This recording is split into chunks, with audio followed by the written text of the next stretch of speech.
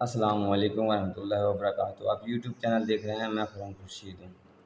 اچھا، عموماً مسجد میں جاتے ہیں یا عموماً یہ کہاوت سننے کو ملتی ہے، میں قطعاً اس کی نفی نہیں کر رہا ہوں، میں مفتی تو ہوں نہیں، لیکن کچھ حقیقتیں ہیں جو ساتھ ساتھ بیان ہونی چاہیے، جو بیان نہیں کی جاتی۔ یاد رکھیں، آدھا علم لا علم ہونے سے زیادہ خطرناک ہوتا ہے، تو کوشش کیا جائے علم پورا لیا جائے اور دینے والے کو بھی چاہے پورا علم دے کہ فرض نماز کے بعد جب آپ آیت الکرسی پڑھ لیں تو آپ کے اور جنت کے درمیان صرف آپ کی موت حائل ہے، جیسے ہی موت آئے گی آپ جنت میں چلے جائیں گے۔ کہیں قرآن میں کوئی ایسی آیت یا میرے آپ اقدس صلی اللہ علیہ وآلہ وسلم کی کوئی ایسی حدیث جہاں یہ لکھا ہو کہ آپ نے حقوق العباد کی دھجیاں اڑا دی ہیں، ملاوٹ کی صورت میں، رشوت کی صورت میں، ناپ تول میں فرق کی صورت میں، ناجائز منافع خوری کی صورت میں، ناجائز قبضے کی صورت میں، صحیح ہے نا؟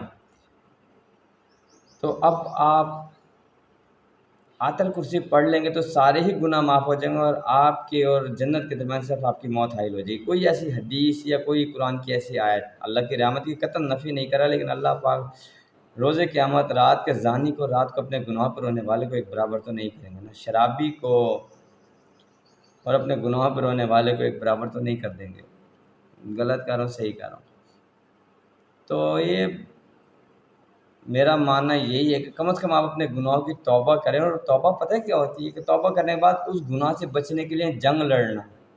یاد رکھیں، یہ میدان جنگ میں جنگ لڑنے سے زیادہ مشکل کام ہے اپنے نفس کے ساتھ جنگ لڑنا۔ حقیقت میں بتا رہا ہوں کہ میں نے بے ایمانی نہیں کرنی، میں نے ملاوٹ نہیں کرنی، میں نے ناجائز منافع خوری نہیں کرنی، میں نے اپنے بچوں کی عیاشی کے لیے کسی کے بچوں کی گردن پہ چھری نہیں پھیرنی ہے، کسی کی گردن پہ چھری نہیں پھیرنی ہے میں نے، کہ میں کسی کے پیسے اپنے بچوں کی عیاشی کے لیے لے جاؤں، اپنی ضرورت پوری کرنے کے لیے لے جاؤں۔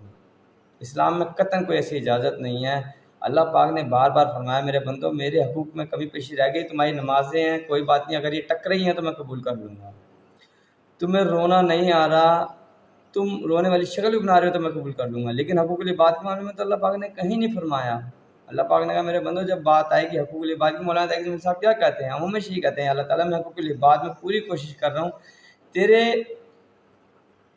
حقوق میں مجھ سے کمی کوتاہی ہے تو تو نے کہا ہے کہ میں معاف کر دوں گا۔ میں نے حقوق العباد میں اپنی کوشش کی ہے کہ میرے معاملات صاف رہیں، تو کوشش کرنا کہ اس میں بھی کمی کوتاہی معاف کر دینا، لیکن تیرے حقوق میں ضرور کمی ہے تو مجھ سے رعایت کا معاملہ برتنا۔ تو یاد رکھیں یہ بڑا ضروری ہے۔ اب ہم اس قسم کے اعمال، بے ایمانی، دھوکے بازی، فراڈ، رشوت خوری، ملاوٹ کے ساتھ اگر ہم آیت الکرسی پڑھتے ہیں تو ہمیں حقوق العباد کا جواب تو دینا ہی دینا ہے نا۔ دعا میں یاد رکھے گا اللہ پاک ہمیں عمل کی توفیق دے۔